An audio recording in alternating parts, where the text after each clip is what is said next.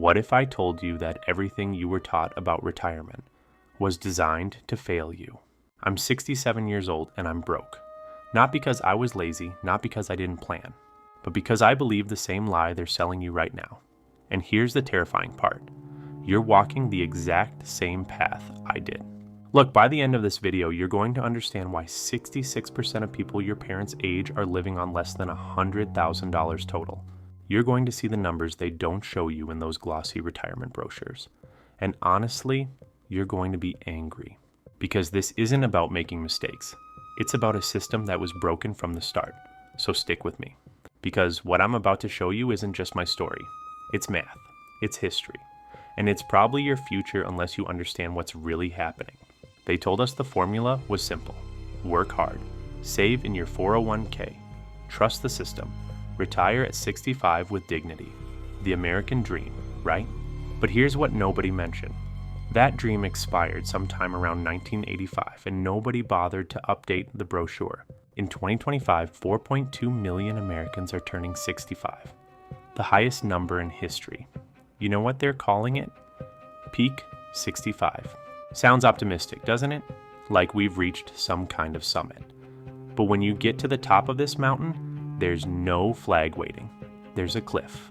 I was 25 when I started my first 401k. My boss shook my hand, told me I was being smart, responsible.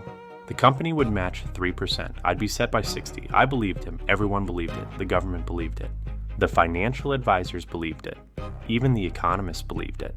But belief doesn't pay for groceries when you're 67. Here's what they didn't tell me, what they're not telling you. The entire retirement system we're living under was designed for a world that doesn't exist anymore. Back in 1950, when your grandparents were working, companies offered something called a pension, a real pension. You worked 30 years, you got a guaranteed monthly check for life. The company took the risk. The company managed the money. You just showed up and did your job. But starting in the 1980s, corporations discovered something beautiful. For them, not us. They could shift all that risk onto us. They invented the 401k. Now don't get me wrong, a 401k isn't evil. But it was never meant to be the primary retirement vehicle. It was supposed to be supplemental, extra, a little bonus on top. Except the pension part quietly disappeared. And suddenly, your retirement depended entirely on how well you could predict the stock market 40 years in advance. Spoiler alert, you can't. And here's where it gets interesting. The average 401k balance for someone in their 60s right now is $239,000. Now that sounds like a lot, doesn't it? Until you do the math.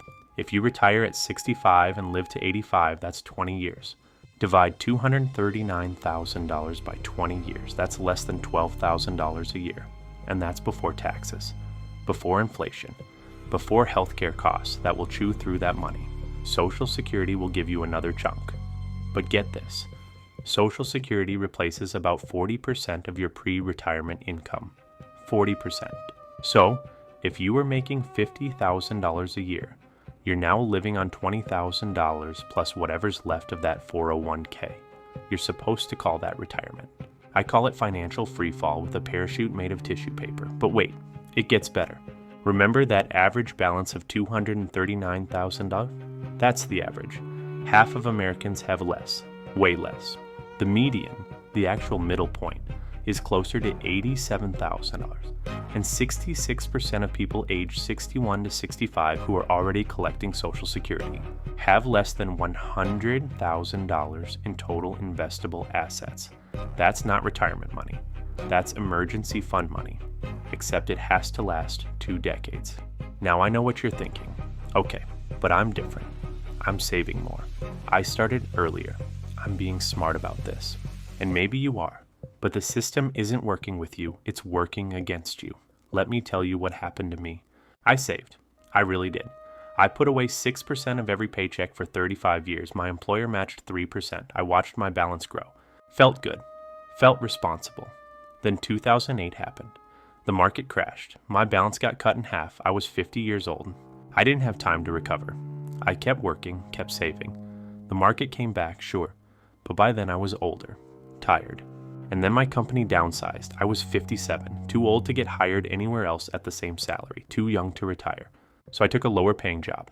And my savings rate dropped. and my balance stagnated. And here I am. The system didn't fail because I failed. The system failed because it's built on assumptions that aren't true anymore. Assumption 1. You'll work until 65, but the average retirement age right now is 57. Not because people want to retire early, because they're forced out. Health problems, layoffs, caregiving responsibilities. Almost half of people retire because they can't work anymore, not because they're ready. Assumption 2. The stock market always goes up. Over the long term, sure. But if you happen to retire during a crash, congratulations, you just lost the lottery. Timing isn't skill, it's luck, and your retirement shouldn't depend on luck. Assumption 3. You'll have access to a retirement plan, but 42% of full-time workers don't. No 401k, no employer match, nothing. If you're part-time or gig economy, that number jumps to 54%. More than half the workforce is out here flying blind. And here's the kicker. Even if you do everything right, even if you max out your contributions, diversify, rebalance, all the things the experts tell you, you're still betting your future on a system designed to extract fees from you for 40 years and then hand you back whatever's left after Wall Street takes its cut. The financial industry manages $44 trillion in retirement assets. Trillion. Every year they skim fees off the top. Management fees, expense ratios, transaction costs. It's death by 1,000 tiny cuts. And by the time you retire, you've paid tens of thousands, sometimes hundreds of thousands, to people who had zero risk and guaranteed profit while you had all the risk and no guarantees. Now here comes the part most people miss, even the people who should know better, even the financial advisors. Retirement isn't just an individual problem, it's a systemic crisis. Right now, 80% of retired Americans depend significantly on Social Security. More than half say they're very reliant on it, but Social Security was never meant to be your primary income. It was meant to be a safety net, a supplement. And now it's the whole circus. And that circus is running out of funding. Social Security replaces 40% of your income, but it's projected to run short within the next decade unless something changes. Benefits could get cut by 20% or more. So that $20,000 a year you were counting on, it might become $16,000. Try living on that. The government knows this. The financial industry knows this. And they've decided the solution is to make you save more. Auto enrollment in 401ks jumped from 3% in the early 2000s to 41% by 2017. Sounds good, right? Except auto enrollment usually starts at 3% of your salary. That's nowhere near enough. You need 15%, 20%, maybe more. But if companies auto-enrolled at that level, workers would revolt. So they set it low, pat themselves on the back, and let you figure out the rest. The Secure Act passed in 2022 was supposed to fix things. It raised the age for required withdrawals, made it easier for small businesses to offer plans, encouraged annuities, all good things. But none of it solves the fundamental problem, which is that defined contribution plans, 401ks, and IRAs shift all the risk to you. And most people don't have the knowledge, time, or money to manage that risk successfully. You know what we had before 401ks? Pensions, defined benefit plans. The company put money in, managed it, and guaranteed you a check every month for life. You didn't have to become a financial expert. You didn't have to guess what the market would do. The company took the risk because they had the resources and expertise. Then they decided it was cheaper to make it your problem. And here's the thing, I'm not asking for sympathy. I made it this far. I've got Social Security. I've got a little savings left. I'm not starving. But I'm one car repair away from trouble, one medical bill away from catastrophe, and I'm one of the lucky ones. Millions of people my age are worse off, women especially. Women retire with 30% less in savings than men on average. Not because they're bad at saving, because they earn less. Take time off for caregiving. Live longer. The system punishes them at every turn. And if you think this is just a boomer problem, wait until millennials start retiring. By 2031, 25% of the workforce will be 55 or older. The demographic wave isn't over. It's just getting started. And unless something fundamental changes, millions more are going to hit 65 and realize the math doesn't work. So what's the solution? Honestly, I don't have a perfect answer, but I know what doesn't work. Pretending the current system is fine. Telling young people to just save more when wages are stagnant and costs are exploding. Blaming individuals for systemic failures.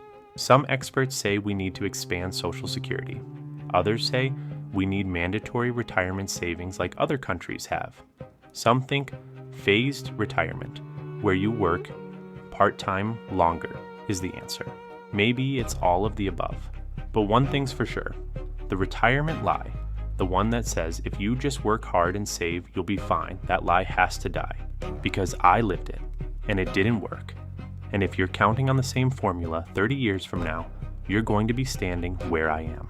Looking back, wondering what happened, wishing someone had told you the truth. The truth is this: retirement in America isn't a reward anymore. It's a gamble, and the house always wins. So here's what I want you to do. Don't just save blindly. Understand what you're saving into. Ask questions. Demand transparency. Push for systemic change. Vote for politicians who actually care about fixing this. And whatever you do, don't believe the brochure. If this opened your eyes, hit that subscribe button, because the system's not going to fix itself. But knowledge is power, and I'll keep bringing you the truth they don't want you to see.